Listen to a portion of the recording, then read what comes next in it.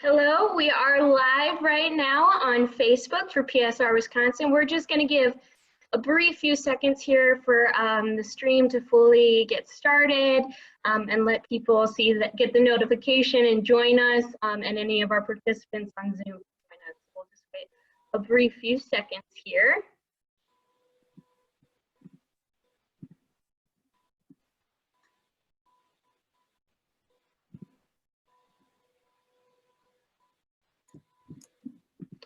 All right, it looks like we are good to go.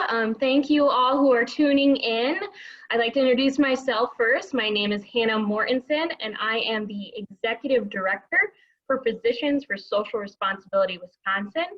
PSR Wisconsin is a nonprofit located in Madison, Wisconsin, but we serve the state, and a chapter affiliate of PSR National.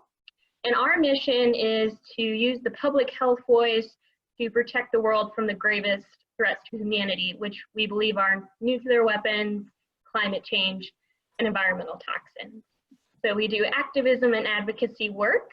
And today we are lucky enough to have one of our board members here, Dr. Paula Rogge, to help explain the Back from the Brink campaign. And I am going to turn it over to Paula to introduce herself. Okay. I'm Paula Rogge. I'm a family physician. I've been involved with Physicians for Social Responsibility since the 1980s. I felt it wasn't enough to care for the patients I had responsibility for. I had to also look at the bigger picture of human health and safety. And at the time, in the 80s, the biggest threat to life on the planet was nuclear war. And it still is. Although now with climate change and environmental degradation, I've got other challenges. But the bottom line is that if there is a nuclear war, nothing else we do now is going to matter. Great, thank you, Paula, for introducing yourself. PSR has been lucky to have you on our board for many years and leading our many programs. So I'm going to start off with the first basic question here that I have. Is why is nuclear war or nuclear weapons still a threat today? You mentioned the 1980s, but why is it still a threat today here in 2020? Okay, so in the 1980s, there were 60,000 nuclear weapons worldwide. And now we're down to 15,000 weapons. So you might think that we're safer, but actually we're not. Because instead of just two countries, Russia and the US, we now have 9 countries, well, 7 other states besides Russia and US that have nuclear weapons. So with the risks increase every time a country has the nuclear weapon. The risks increase because of accidents. And there have been hundreds of accidents involving nuclear weapons. There were many cases where bombs are actually dropped from planes or lost at sea in submarines. In one case in 1966 in Spain, 3 bombs were dropped from a plane. 2 of them exploded, but there was no nuclear detonation. But an area almost a square mile on the southern coast of Spain was contaminated with plutonium, and they're still cleaning it up today.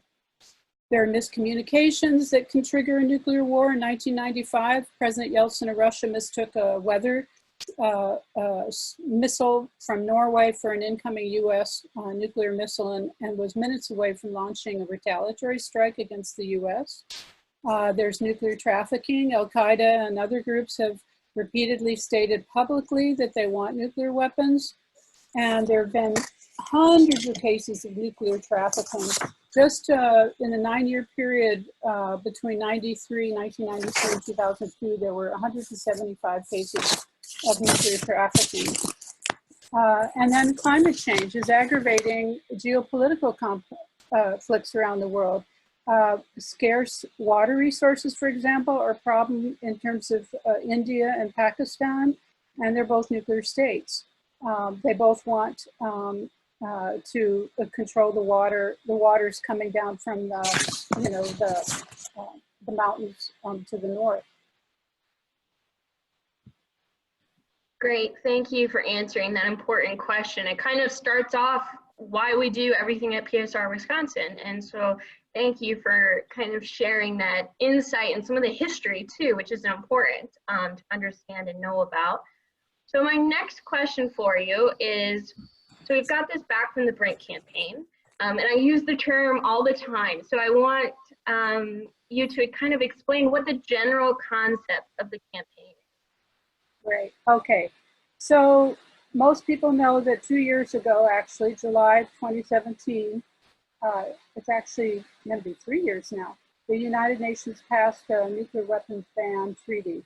And we anticipate that within the next 5 to 10 years, this will become international law. But none of the nuclear states signed onto the treaty. So when Americans were president of the UN, they asked the organizers of the ban treaty what Americans could do, and they were told to go back to the US and start a grassroots campaign. So that's how Back from the Brink began. And since they began working on it several years ago, we now have 42 cities who signed on, 2 states, California and Oregon. And here in Madison, we've also asked our city council to pass a Back from the Brink resolution. Our resolution will have some teeth. We're asking the city to divest nuclear weapons producers and also to have nuclear weapons-free contracts. So what is Back from the Brink? Okay, so it basically calls for the US to work on long-term nuclear weapons reductions so that we get to the point of global zero.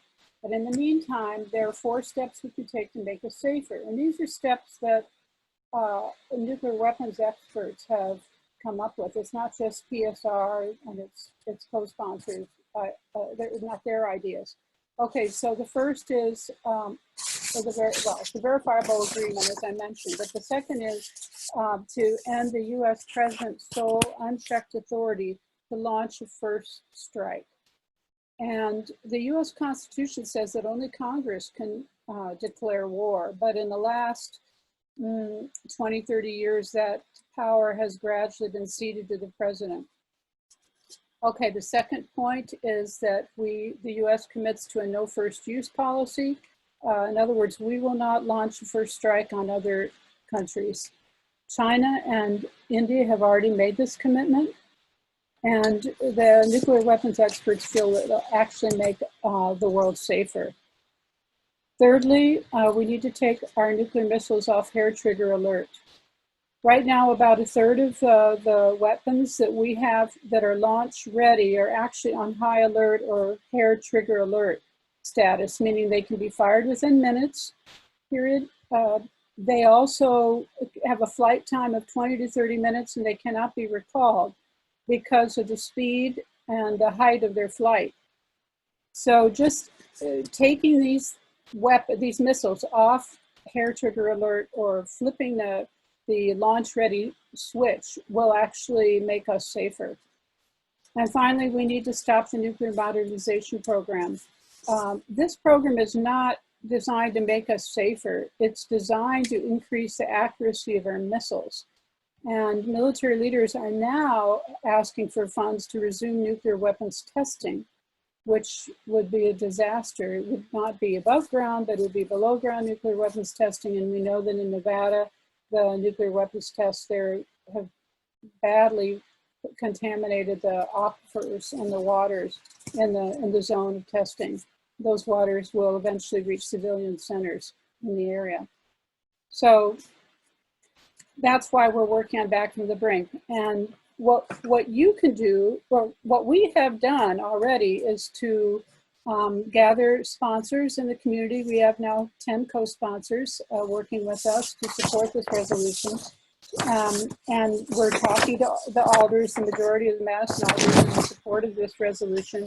But because our resolution includes language that commits the city to nuclear weapons-free investments and contracts, we're still researching how other cities have done this, like Oakland, Tacoma, Park, New Jersey, etc. So what can you do? You can talk to groups in your area, and try to find other groups, churches, neighborhood groups, peace and justice groups that support nuclear weapons disarmament, and then approach your city council and ask if the city council will pass a resolution. Thank you, Paula. Yeah, the Back from the Brink is really interesting. So we've got those 4 main points that it asks for. And then here in Madison, we're trying to, bring in a divestment portion to bring kind of the economic point to the campaign. And, I just want to ask you a little bit more, I maybe not, this is one I've just thought about right now, but, why is the divestment portion just so important to this, or why spend so much time working on the divestment? And I'm going to ask for you that speak just a little bit louder and move your papers away from the microphone. So. Okay, well, this is a long haul. We're talking, years possibly before we can get our Senate and the House of Representatives to pass a really strong nuclear weapons treaty and commit to these Back from the Brink goals. So we feel that in addition to lobbying our legislators, it's important to use money as a tool. And we know from past divestment campaigns, notably the divestment campaign during the South African struggle for Blacks to get the vote, that it was very effective. And it's also been effective in getting certain companies like GE to pull out of nuclear weapons production. They were making a nuclear bomb trigger, and because of the pressure from their shareholders, they stopped. They stopped their involvement with this element of production. So other cities have done this: Oakland, Tacoma Park, New York, several other smaller cities in California. We feel like it may be symbolic at this point, but eventually, if there's enough momentum, we could actually create an economic push to get out of nuclear weapons production in this country. Thanks, Paula. That's really important to hear. And it's a different side and different strategy and trying to make a difference in this issue. And so I know you briefly touched on it, I think just a little bit ago, but to hit home, at home right now during COVID and everything else going on, what is someone, the average citizen, even I can do more of when it comes to helping with this campaign and helping prevent nuclear war? Well, I think the obvious thing is that we spend about half of our discretionary budget every year on nuclear, on the Defense Department. And just tomorrow, there'll be a vote in the Senate on whether to cut this funding 10% and redirect those dollars from defense spending to healthcare and other badly needed areas. So I think the point is that if we could just shift some of our Defense Department monies into programs that meet basic human needs, healthcare, housing, food, it will make our country more secure rather than less secure. So with that, people can contact their representatives before tomorrow would be great to encourage your representatives or your senators to basically support this amendment. And we've got resources on our website and Facebook right now, and an action alert went out to our members on how to take action on that part.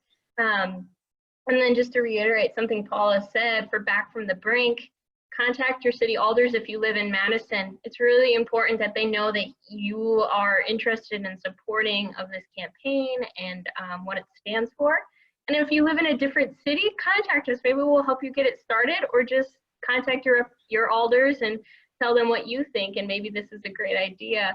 There's so many ways to get involved, and we are happy to help you along that journey. And I want to, real quickly here at the end of this, give Paula another chance to say any last thoughts about the campaign or anything else going through her head. Thank you. Okay, well, the whole idea of nuclear war is overwhelming, and a lot of people really don't like to hear about this issue. But the fact is that we actually have made progress. And in the 80s, we had 60,000 weapons. Today, there are only 15,000. And as we can continue to drop the levels of weapons around the world, we're going to reduce the chances of an accident, miscommunication, geopolitical conflict leading to a nuclear exchange. So, and the reason in the 1980s that President Gorbachev and Reagan sat down and actually agreed to reduce nuclear weapons was that there was a huge outcry, both in Europe and in America. We had demonstrations where 1 million people attended. And there was also a lot of public education about the medical effects of a nuclear weapons strike. Dr. Helen Caldicott was really important in educating a lot of us and getting us involved. So we can make a difference.